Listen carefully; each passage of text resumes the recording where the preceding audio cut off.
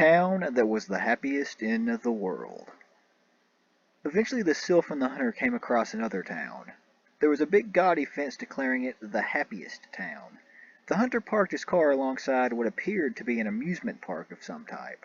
There were large water slides, large pools they exited into, but upon second look there was no actual water circulating down these slides. No water within the pools. Just large plastic slides exiting into equally empty pools, both equally covered in rust and the deterioration of time. The two of them stepped out of their car and walked towards the park. They saw a man there leaning against the arch of the fence, marking the opening of the park.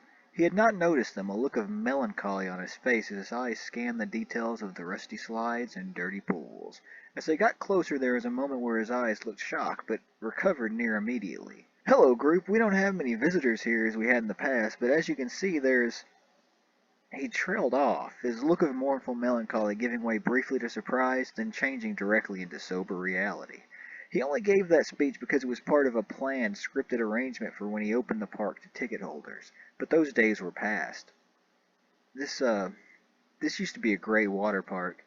It was a popular place to hang out, have fun. The town loved it. The revenue on keeping it up was so low, so it was only open a few hours in the afternoon, but that didn't keep it from being crowded those hours it was open. Somehow word spread about my project here. Travelers started to show up from out of town. Hell, they started to show up from miles away. It was beautiful. My dream was starting to make thousands of people happy. Suddenly this little town was being put on maps. Tourist traffic was making all the other local businesses money too. The town seemed to be thriving, happier than it had ever been. With so many people coming in from all over, the revenue it exploded. Suddenly we could be open up all hours, and we could build bigger, bigger, bigger. I never once thought that of the limit to the amount of fresh water under the town this park was connected to. Our business kept growing, the crowds kept getting larger, the money kept coming. The water ran out. Whatever natural underwater caves of water, I'm no scientist, obviously, but it all just ran out. The local populace felt a personal loss, of course. Their landmark, we were a landmark, was suddenly gone. But the maps, they still had us on it. People from all over were still coming, but we were nothing. These crowds of tourists felt angry, insulted the townspeople as they felt they had wasted their time. Their anger only increased the agitation in the town, and of course it all began to be directed at me. Not only was our landmark park gone, we were struggling to just survive, having to go out of our way just to get fresh water to drink. The man's eyes were glossed over. He wasn't paying attention to the hunter or the sylph. He was suddenly back in another time and place. His story done, his glossed eyes looked down to the ground a moment. They looked back up at the two travelers with that previous look of melancholy. That's the story of this town and of my life's work and my dream finally briefly coming true. I'm sorry it all turned around in that fashion. The hunter had nothing to say. In my old age, I bother any rare traveler with my story. You're free to tour the grounds. I know those old maps. Some towns still have us written as a landmark. I still stay in this town for the sake of them, and I guess I just don't have it in my heart to ever leave this place I built. Thanks, mister. Maybe we could climb one of these slides. Not for the slide, but to just get a lay of the land. Just for the view. That should be okay. Just a view from up on high. Just be careful of the rust on the rails when you climb up the ladder. The hunter and the sylph walked through a park that just seemed like it was rotting. Rust and decay had settled on everything. The large metal slides were the only thing in the park that still seemed sturdy. Luckily, that is why they decided to stop there. They climbed a ladder and sat there, looking at their surroundings and began chatting.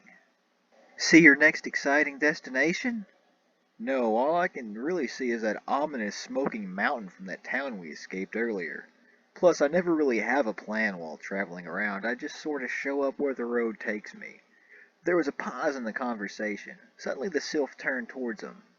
You know, I just realized we never really introduced ourselves to each other. My name is Bosses. Oh, my name is Philemon. Hearing about the tourists reminded me of the time I read fortunes for a circus. Of course the fortunes were lies I made up, guessing what the customer wanted to hear. Telling children to look forward to fun trips or something like that. Telling men in pleated suits they had a chance at the promotion they were wanting. And blushing women that an exciting romance may be approaching. Just trifling stuff such as that. Rarely did anyone enter looking for actual wisdom. It was just fun overall. Philemon heard a sense of longing in her voice for those days, that she was retreading bright memories.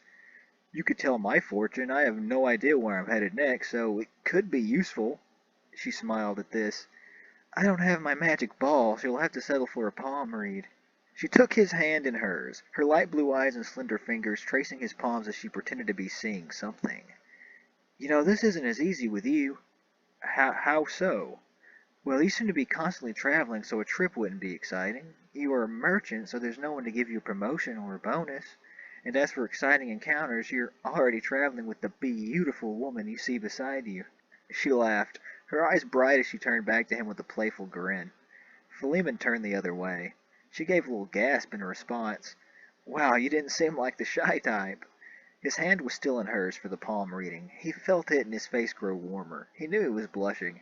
She pulled him, trying to get him to turn back around. He couldn't turn around. It would be even more embarrassing. However, Baucis was not going to lose easily either. She was reaching over him with her other arm, trying to spin him around. Stop! You're going to make us fall! He turned back around, the two of them smiling and laughing. Suddenly there was a loud boom in the distance. The ground shook, the sky turned black. The ominous mountain actually did spew fire. The lava pouring down the mountain made Philemon imagine the serpentine movement those salamanders in the story must have had with their snake-like legs. It continued to pour down. The pair couldn't see the town below. Philemon jumped to his feet in shock due to what they had just witnessed, momentarily forgetting how precarious of a position climbing to the top of the water slide had put him in. He knew he didn't want to fall to his death, so he tried to lean backwards, but he overcorrected. He was stumbling back now. Baucis reached forward trying to catch his arm, grabbing onto him tightly. But Philemon was falling backwards now, and Baucis was going with him. His back slammed hard against the slide below him. Baucis stared wide in shock over him as she was pulled down with him, but they realized the fall was not stopping. The slide may be old and rusted and was made with the mind of it being used while water cascaded down it, but it was still a slide, and Philemon, whether he liked it or not, was sliding. Baucis's hands were clumped into fists, tightly gripping the fabric of Philemon's shirt. Her weight on top of him only added to the force of the gravity pulling them down along the slide. I could try and fly us out of here, but we're going too fast. Her wings were spread out behind her, but when she saw something up ahead, she squealed in fright and pressed herself as flat as she could against Philemon's chest. Philemon tried to look back, but there was no way in his position. Falling headfirst down the slide, he could only grit his teeth in anticipation of whatever Baucis saw.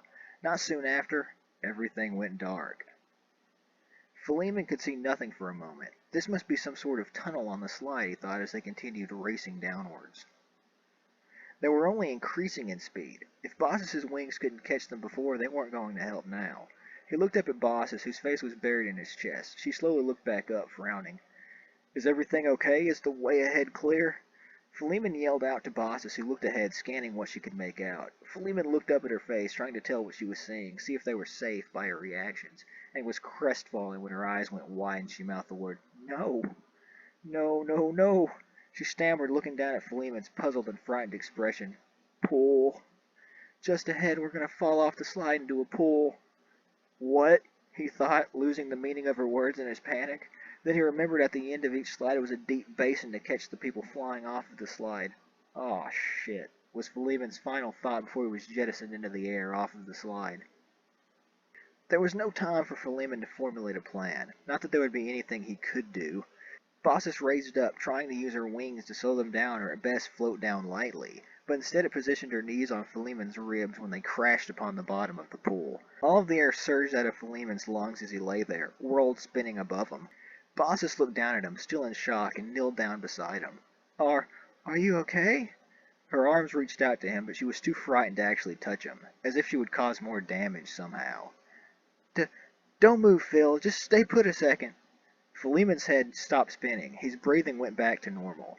He raised up off of his back and let out a wheeze. Are you feeling okay? Yeah. I thought you got hurt bad back there, Phil. She gave him a hug from behind. He coughed and let out a raspy laugh. What's funny? Nothing. No one has ever called me Phil, is all. They both laughed. Didn't you see the out-of-order signs? The park manager called down from the side of the pool. We had an accident. I hope you're all right. I hope so, too. Baucis looked worryingly at Philemon. We're in one piece. Let me help you out. The park manager reached down and helped them up as they climbed the ladder on the side of the pool. After saying their farewells, they walked out of the park. The park manager returned to his old stance of staring at the old slides with a melancholy look in his eye. Bosses turned back to speak to him. You know, it's been years since all those people evacuated the town. I'm sure some of them are no longer angry and remember the good things that this park brought to them momentarily. But unlike you, they left before the disrepair and the rust of years set upon them. When they dream about this place or think of it, it is probably as pristine as the day it opened, and you created that dream for them. And good dreams can last generations without collecting rust or even a speck of dust. Even if this place eventually hurt the resources of the town, it was ultimately a good dream, I feel. Take this failure as a lesson and try to create more good dreams that can last the generations. The park manager just nodded his head in answer. He looked like he had a lump in his throat and couldn't find any words. Bosses waved goodbye and the pair returned to their vehicle.